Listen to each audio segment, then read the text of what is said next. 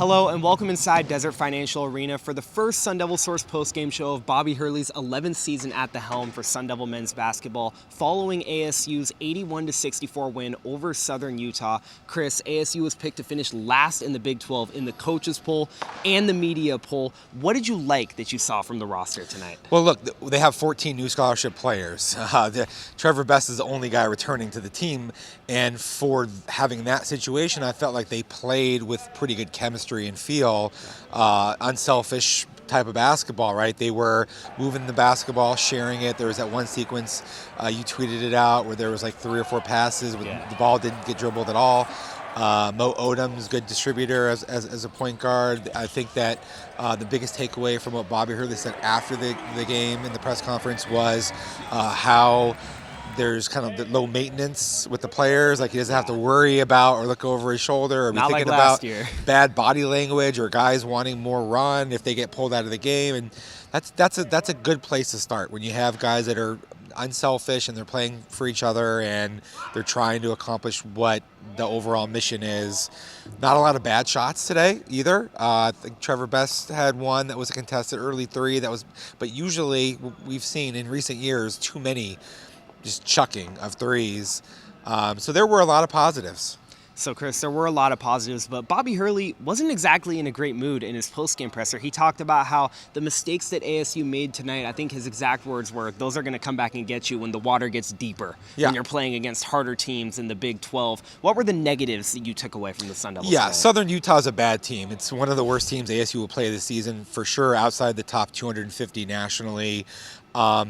The negatives, I think, were their interior defensive continuity and communication was not very good. They gave up 44 points in the paint to a bad team. That's like 2/3 of their points that they allowed. You want to be able to force teams of this caliber to have to beat you shooting contested threes. So that was a big issue. I think their communication wasn't very good. The transition defense wasn't very good. Some of the talking and the closeouts were not very good. That was the biggest thing. And then maybe just not taking care of the ball situationally. I think they had some sloppy possessions or movement where you got to be razor sharp with the ball security. This is a team that ASU shouldn't really turn the ball over against almost at all. And defensively, you should be able to choke off a team like this with the length that ASU has. There's some of their lineups where they had 3 players over 6'8" going up against an undersized Southern Utah team. Those are areas that need to get better. Chris, I want to go back to one of your positive takeaways, the ball movement. Mo Odum was looking phenomenal as a distributor out there, kind of reminding some people of his head coach back in the day, who was known for being a distributor. What did you make of his performance, and how can his abilities as a distributor really elevate this team? I really think that he might be the best natural playmaking point guard that Bobby Hurley's had in 11 seasons, and I would even go back further than that. My history of ASU is really about 30 years or so now at this point. And in that span, there's only probably 3 or 4 point guards that have impressed me as much with their playmaking and their vision, combination of vision, feel, and passing of the ball. You got to go back to Marcel Capers, 1994-95. He had over 200 assists.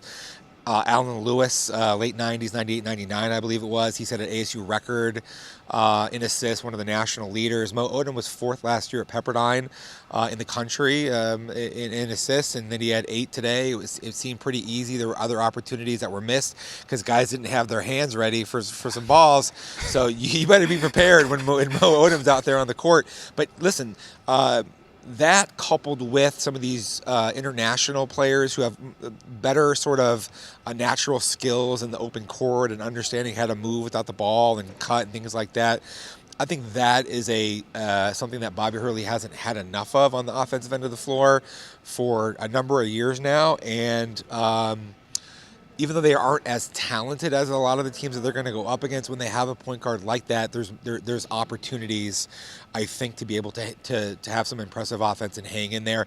And they like I said, they weren't chucking shots because it wasn't a lot of one-on-one passing around and chuck.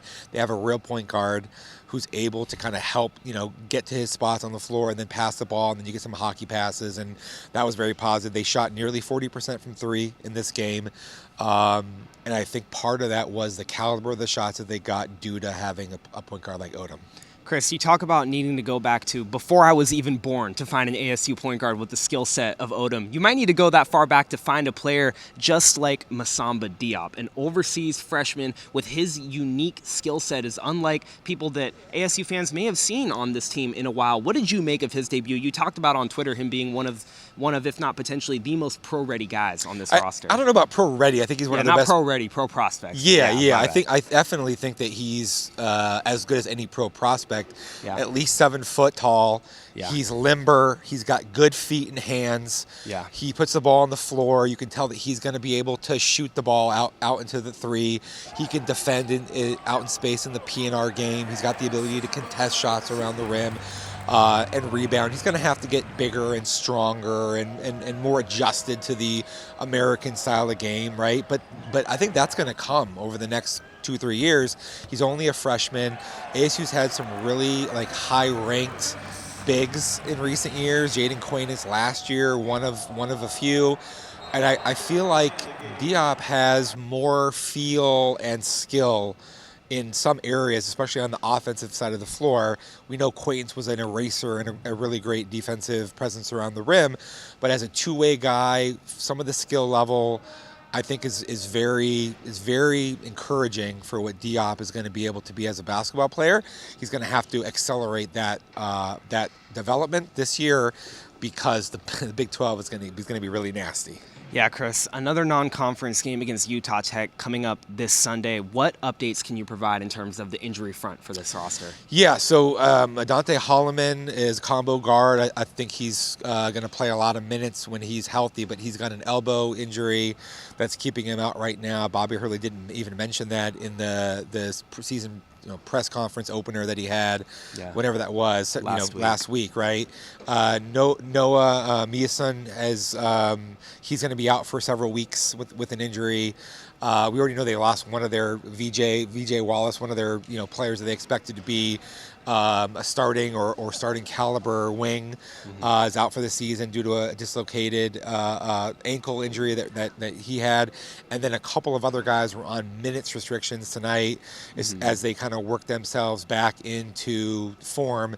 So when you put all that together, it's like, hey, makes tonight even a little bit more impressive. Yeah, I agree. So yeah, I think that they're deep enough with their roster that there's a bunch of guys that can play minutes and they have some flexibility with how they put lineups on the floor. So that's another sort of positive element of kind of where that they're at. So there's, it's interesting. They don't have. Bobby Hurley said last week that this team doesn't have as much upside or talent naturally as last season's roster, which I agree with, but they seem to have a better chemistry and just more of a ability to play basketball together, and that when you have a point guard like Mo Odum, that can help you accomplish some things. So we're going to keep following it and see how they do. I agree, Chris. The chemistry was definitely on point tonight. Like you said, we're going to keep following it. Next game for ASU men's basketball is going to be on Sunday against Utah Tech, like I mentioned. That'll do it for this edition of the Sun Devil Source Postgame Show. To keep up with all of our postgame coverage from ASU's 81-64 win over Southern Utah, make sure to check out sundevilsource.com and our Sun Devil Source socials, and we hope you all have a great night.